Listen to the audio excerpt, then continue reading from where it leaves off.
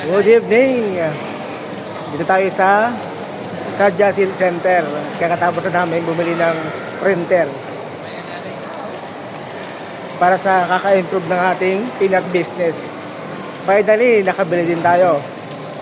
Ang matagal natin pinapangarap na printer. Kaway ka muna dyan, paring Alvin.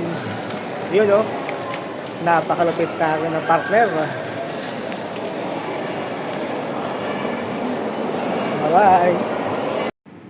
Good evening mga kaunlad at mga kasosyo.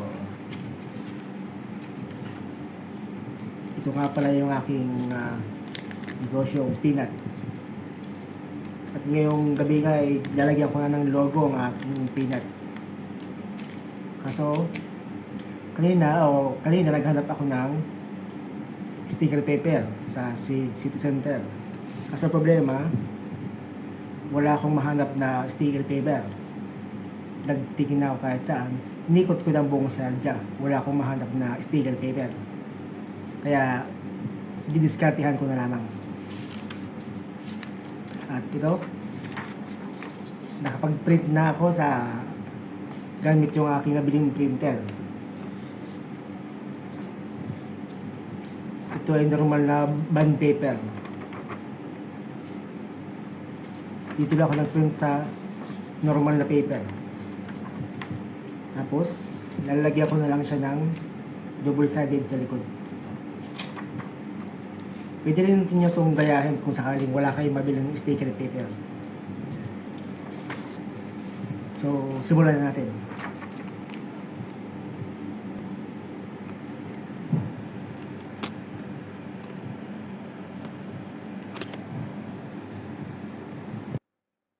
So ayan, idikit lang natin ng maayos ang double-sided tape sa likod at make sure lang natin na wala magkakapatong na double-sided tape para hindi siya kumapal.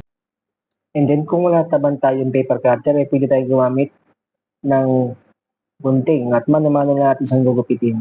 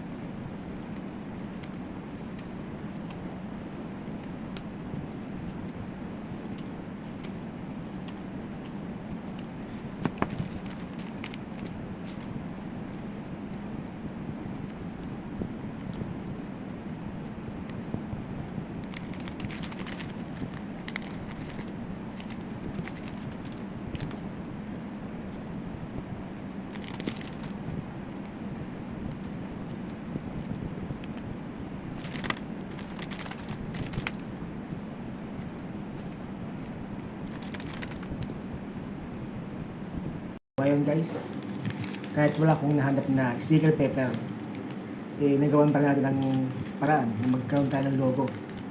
At ito na nga ating ang finished product ng ating peanut business na may logo na Deos Peanut. Alright. Gano'n lang, tamang diskarte lang. Hindi porke wala kang nahanap ng materyales, hindi mo na magagawa yung isang bagay. Tamang diskarte lang.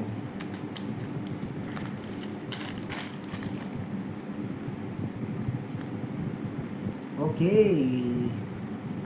Ito ating finished product. Napakalupit. Bye-bye.